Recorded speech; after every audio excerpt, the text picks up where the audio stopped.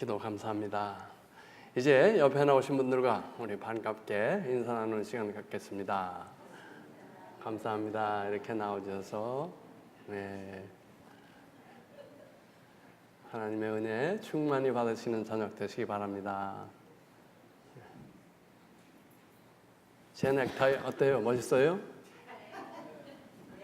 이제 백구도 하나만 딱 신으면 안전할 텐데. 그래요. 우리 명현 양 아주 감사합니다. 시작 한 2, 3분 전에 이렇게 시작을 반주를 해주시면 이제 우리가 올라와서 2, 3분 기도하고 정시에 시작하도록 그렇게 해주시면 고맙겠습니다. 예. 오늘 하나님 주시는 말씀 함께 보겠습니다. 느헤미야서 9장 1절에서 8절까지입니다.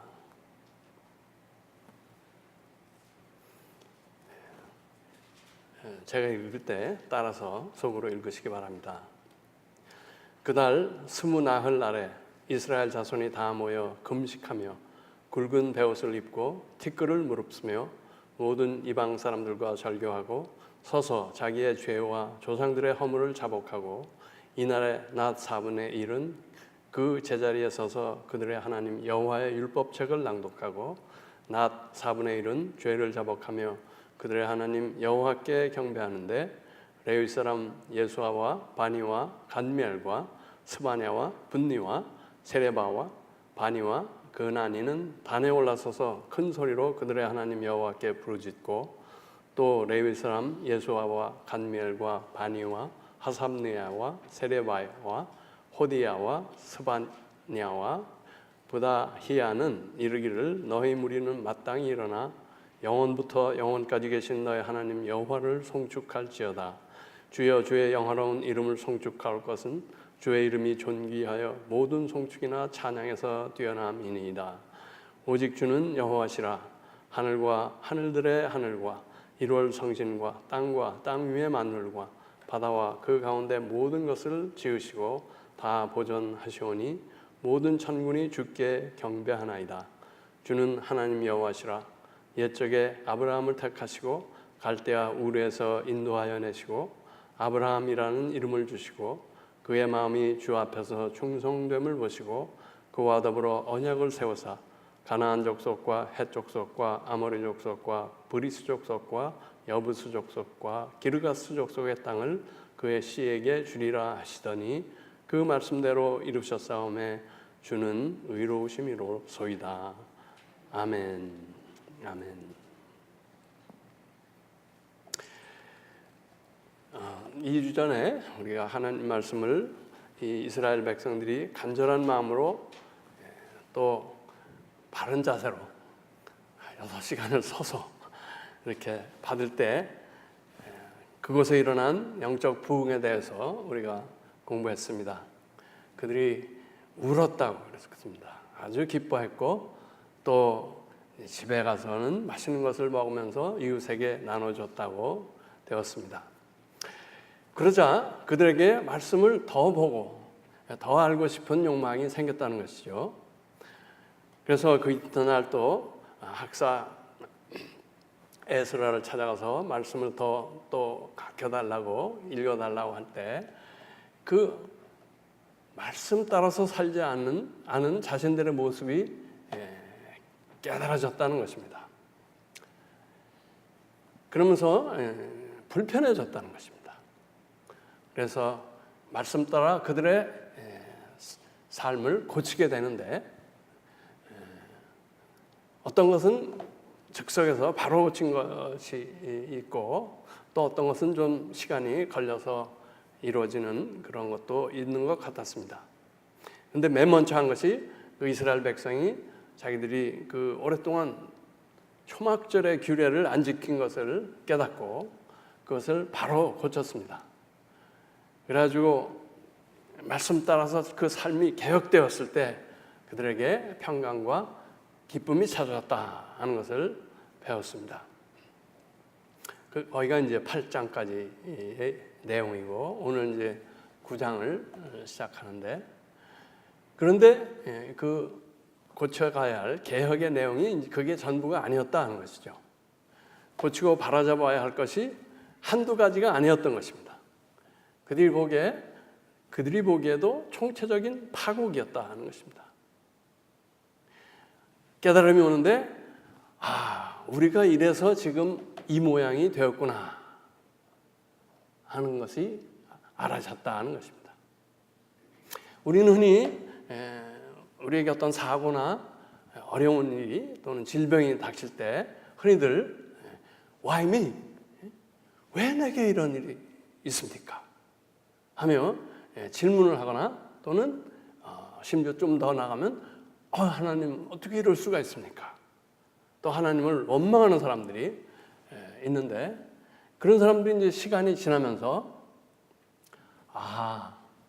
이래서 하나님께서 그런 일을 나에게 주셨구나 하는 깨달음이 오는 거나 마찬가지입니다. 이스라엘 백성에게 그런 생각이 듭니다. 나와 또 우리 조상들의 잘못 때문이로구나. 하나님은 결코 신실치 않거나 의롭지 않은 일을 한 적이 없구나 하는 깨달음이 왔다는 것입니다. 그래서 우리는 어차피 고칠 것은 좋은 말로 할 때 고치는 게 좋다는 것입니다. 꼭 맞고서 고치는 사람들이 있는데 좋은 말로 할 때 고치는 것이 현명한 일이다. 그래서 이 9장이 전부 그런 내용입니다. 오늘 우리가 읽은 본문으로 시작되는 이 9장은 이스라엘이 하나님 앞에 모여서 회개와 또 헌신의 특별 성회를 여는 모습을 기록하고 있습니다. 이게 38절까지인데 그걸 다 읽지는 못하지만은 하여간 그런 내용이 전부 기록이 되어 있습니다. 먼저 이들이 성회를 위해서 또는 예배를 위해서 모여올 때 그 외적인 회개와 겸비한 표현을 그런 모습을 하고 모였다는 것입니다. 우리가 마음이 변하는 것 중요하지만 더 중요하지만 외적인 것도 외형적인 것도 함께 따라가는 것이 더 맞지 않은가 하는 생각을 하게 합니다. 무엇을 했습니까? 그들이 금식을 했다 그랬습니다. 그 다음에 굵은 베옷을 입고 그 다음에 머리에 티끌을 쓰고 모여왔다. 그리고 그들이 모여올 때 자기들 안에 섞여 살던 이방 사람들과 같이 오지 않았다는 것입니다. 이방 사람들을 제외시키고 이스라엘의 자손만 모였다는 것입니다. 그리고는 하루에 4분의 1을 하나님 말씀을 듣고 또 4분의 1은 하나님을 송축하고 경배하고 자기들과 조상의 죄를 통회 자복하는 데 보냈다는 것입니다. 아마 하루 종일 아침 6시부터 저녁 무렵까지 그렇게 했다는 것입니다. 그러니까 밤 빼고 그 낮에 반을 말씀을 들었고 나머지 반을 통회 자복하며 또 그 하나님을 송축하고 하나님의 행하신 일들을 회고한 것입니다. 아브라함을 택하신 그때부터 애굽에서 하신 일, 광야에서 하신 일, 또 가나안 땅을 정복해 주신 일, 거기서 또 이스라엘 백성이 죄를 짓고 불순종할 때 하나님의 그 징계로 이방 민족에게 큰 패배와 수치와 어려움을 당하게 하셨다는 것, 뭐 이런 것들을 다 회상하면서 그 하나님께 자기들의 죄와 조상들의 죄를 회개하고 통회 자복했다는 것입니다. 그때 사람들이 많으니까 일부 제사장들과 이 레위인들이 이제 요소요소에 배치가 돼가지고 아마 대표 기도도 하고 또 대표로 말씀을 읽어서 나눠주기도 하고 그랬던 것 같습니다. 그런데 그들이 돌아보니까 하나님은 늘 신실하셨고 의로우셨다는 것입니다. 사랑과 인애로 그들을 지키시고 인도하셨다는 것입니다. 문제는 그들과 그들의 조상의 불순종과 죄에 있었다는 것을 그들이 고백하는 것입니다. 의로운 하나님께서 사랑하는 자식을 징계하듯이 그들을 징계했다고 인정을 하는 것입니다. 지금 그들이 하나님의 은혜로 본토로 귀환해서 성전을 짓고 성벽을 보수하고 자그마한 평안을 누리고 있지만 그들은 여전히 강국의 종으로서 노예 같은 비참한 삶을 살고 있다는 것을 고백하는 것입니다. 그리고 이제 마지막 38절에서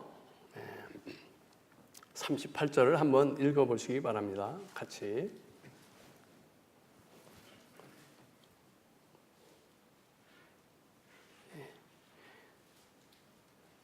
이렇게 되어 있죠. 우리가 이 모든 일로 말미암아 이제 견고한 언약을 세워 기록하고 우리의 방백들과 레위 사람들과 제사장들이 다 인봉하나이다 하였느니라.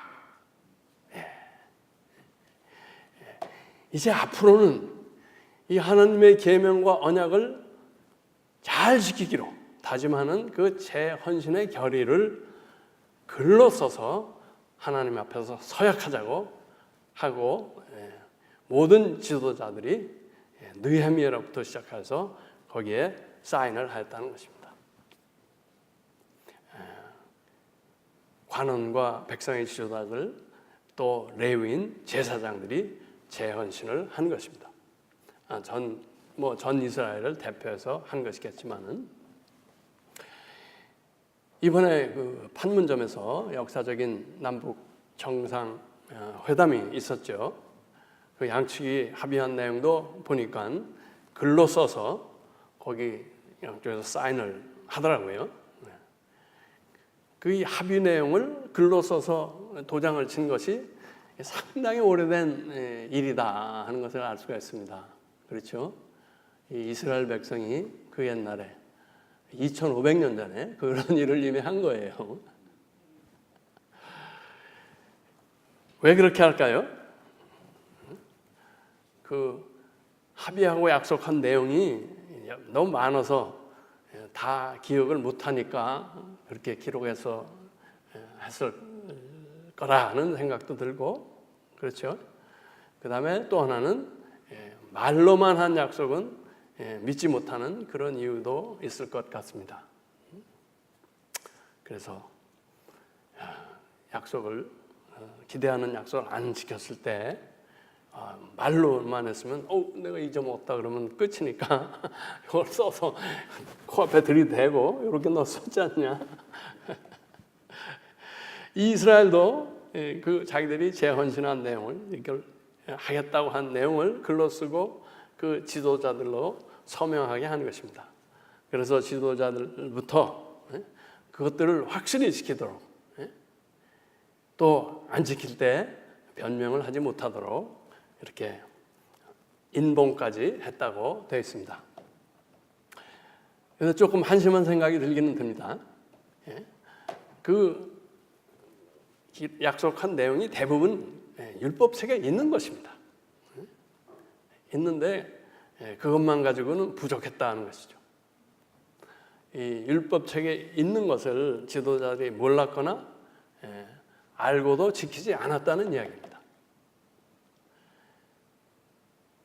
그래서 백성들을 잘못 인도했거나 백성들도 따라서 안 지킬 수 있는 구실을 이 지도자들이 제공했다는 것입니다. 그래서 결과적으로 전 이스라엘이 총체적 파국을 맞게 했다는 것입니다. 그 결과로 지금 하나님의 징벌로 이방 민족의 종이 되어 있다는 것입니다.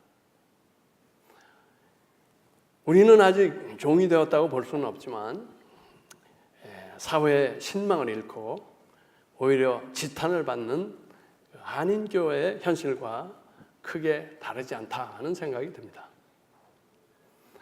우리 교회는 그래도 조금 낫지만 크리스천 투데이의 그 설문조사에 따르면 미주 한인교회의 가장 큰 문제가 뭐냐 하고 이제 목사님들한테 이렇게 물은 거예요. 그랬더니 그 1등이 목사와 교인 간의 갈등이다라고 나왔답니다.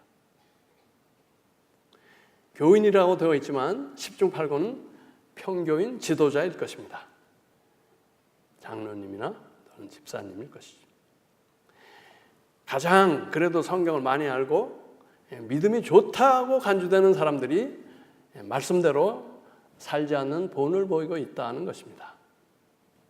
성경에 다 있고 임직 서약도 하는데 그건 그거고 나의 행동과 삶은 내가 복음을 따른다는 것입니다. 앞으로 임직 전에 일일이 글로 써서 사인을 받아 놓아야 하는 것인지 조금 답답한 마음이 듭니다. 여러분 그렇게 하면 좀 나아질까요? 공예배는 필히 출석한다. 주일은 성수한다. 뭐 11조를 드린다. 뭐 이런 거 해가지고 도장을 받아야 될까요? 아닐 것입니다. 오늘 본문에 보니까 이스라엘이 말씀을 알고 하나님이 행하신 일을 기억하고 자신과 조상의 죄된 모습을 발견할 때 회개와 재헌신의 역사가 일어났다고 기록하고 있는 것입니다. 이 말씀과 하나님 송축과 통회 자복이 있는 집회에서 재헌신의 역사가 일어났다고 이 느헤미야서 9장은 우리에게 말하고 있는 것입니다. 매주일 드리는 주일 예배에서도 저는 이런 일이 일어날 수 있다고 저는 봅니다. 주일 예배마다 우리 말씀도 있고 경배 찬양으로 하나님 송축하는 것도 있고 회개하는 겸비한 마음만 있다면 그런 일이 일어날 수 있다고 믿습니다. 모든 사람이 그러면 좋겠지만 저는 지도자로부터 그런 모습이 나와야 한다고 믿습니다. 여러분 우리가 똑같은 모습의 삶을 산다면 평교인이 평신도가 하나를 회개할 때 지도자는 최소한 3개를 회개해야 된다고 생각합니다.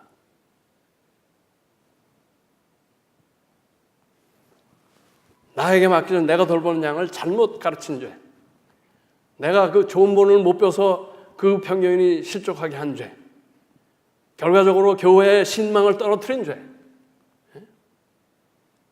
이런 것들을 지도자는 늘 회개해야 된다는 것입니다. 야고보서 3장 1절입니다. 내 형제들아 너희는 선생된 우리가 더 큰 심판을 받을 줄 알고 선생이 많이 되지 말라. 지도자의 책임이 무겁다는 것입니다. 그래서 뭐 지도자가 되지 말라는 것은 아닙니다. 지도자가 되되 더 많이 회개하는 사람이 되자는 것입니다. 참된 회개는 방향 전환을 포함하는 것입니다. 삶의 변화를 수반한다고 되어 있습니다. 여태까지 안 하던 뭔가를 해야 하고 여태까지 하던 무엇을 끊는 것이 있어야 그게 참 회개가 된다는 것입니다. 뭐 기도 시간에 울고불고 하는 것으로 끝나는 것은 참 회개가 아니다는 것입니다. 교회 리더들이 이런 변화의 모습을 보인다면 제발 딴 교회 가서 봉사하라고 해도 사람들이 모일 것입니다. 이건 사실 이 얘기입니다. 휴스턴 서울 침례교회 가정교회 요즘 그거를 거의 전 세계적으로 보급시킨 교회라고 볼 수 있는데 거기는 기성신자는 받지를 않습니다. 제발 딴 교회 가서 봉사하시라고. 그리고 초신자만 초신자만 받습니다. 그게 또 부끄러운 일이지만 어떤 사람은 뭐 집사라는 사람이 자기는 세례도 안 받은 초신자라고 적어가지고 거기 가는 사람이 있다고 그래요. 예.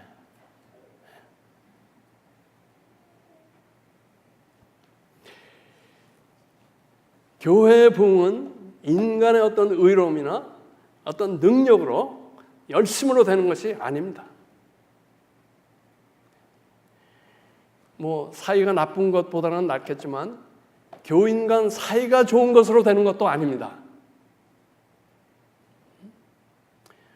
오늘 본문에도 너희들의 집회에 이방인은 빼라고 뺐다고 되어 있습니다. 왜 그들도 두루두루 다 포용해서 더 큰 부흥의 역사를 일으키지 않았을까 하는 생각이 들지 않습니까?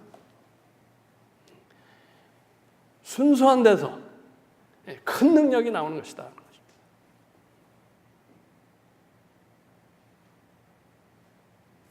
참으로 회개하고 헌신된 사람들이 성령의 능력에 사로잡힐 때 그러한 부흥의 역사가 이루어지는 줄 저는 믿습니다. 초대 교회 때 그랬고, 조나단 에드워드 시절 미국의 대부흥이 그랬고, 평양의 장대현교회 대부흥 때가 그랬습니다. 제가 아는 한 기독교의 모든 부흥은 회개로부터 시작이 되었습니다. 이번 5월 하순에 다니엘 김 선교사 초청 영성 집회가 이러한 회개와 송축과 재헌신의 성회가 되기를 기도합니다. 성령께서 역사하셔서 우리 죄를 자복하며 회개하는 역사가 있게 해달라고 기도할 수 있기 바랍니다. 특히 우리 리더들의 삶의 모습에서 확실한 변화가 있게 해달라고 기도할 수 있기 바랍니다. 우리가 글로 쓰고 사인하지는 않겠지만은 구체적인 실천 사항이 우리 심령에 새겨지게 해달라고 간절히 기도하며 준비하시기 바랍니다. 말씀으로 인한 영적 부흥과 회개의 개혁을 이루고 즐거워하는, 정말 예수 믿는 것이 이런 것이구나, 행복해하는 우리 모두와 교회 되시기를 축원합니다. 기도하겠습니다. 신실하시고 의로우신 하나님 아버지, 자격 없는 저희를 사랑으로 택하시고 구원하시고 언약을 주시며 그 말씀을 신실하게 이행하신 하나님께 경배와 찬양을 드립니다. 하오나 우리는 이 하나님을 사랑하고 충성하지 못했습니다. 세상 것, 안목과 육신의 정욕에 이끌려 하나님을 배반한 것이 너무 많음을 고백합니다. 오래 참으시는 주님, 저희를 불쌍히 여기시고 용서하여 주옵소서. 이제부터는 말씀 따라 살며 하나님의 사랑에 붙어 있겠습니다. 저희들의 영을 새롭게 하사 하나님 말씀에 반응하여 회개하고 행동하는 역사가 있게 하옵소서. 금년 저희를 축복하셔 말씀의 훈련과 함께 영성 집회들을 허락하시니 감사합니다. 하나님께서 특별히 마련하시는 이 말씀의 잔치를 기도하며 진정한 마음으로 맡게 하옵소서. 큰 부흥과 개혁을 이끄는 말씀의 훈련과 잔치들이 되도록 먼저 회개하는 저희들 되게 하여 주옵소서. 하나님 말씀에 순종하여 사는 행복을 누리는 저희 모두와 교회 되게 하옵소서. 우리 주 예수 그리스도 이름으로 기도하였습니다. 아멘.